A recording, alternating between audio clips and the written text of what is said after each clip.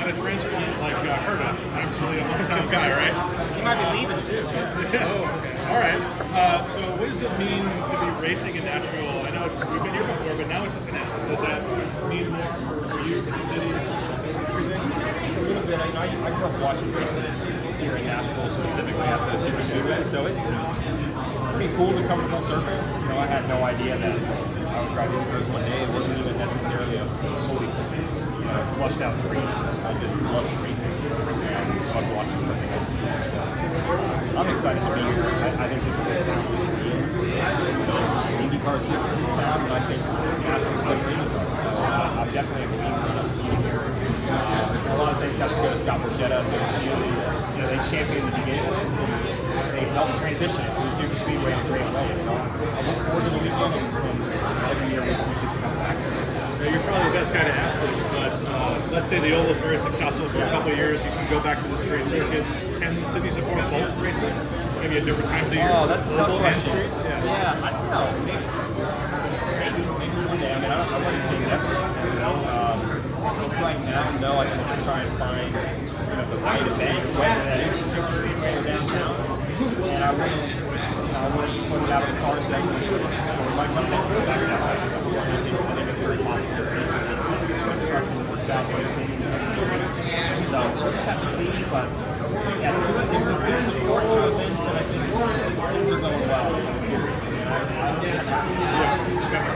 What do you make of the alternate tires being available this weekend? I think it's great. You know, we've flirted with the idea for a while. Certainly the last 2 years, they've flirted with the idea of having an alternate on the oval. And so it's a new challenge for everybody. I always love a new challenge. I think everybody in the field does. So, you know, we'll have to. We need to figure it out first. I guess the name of the game is.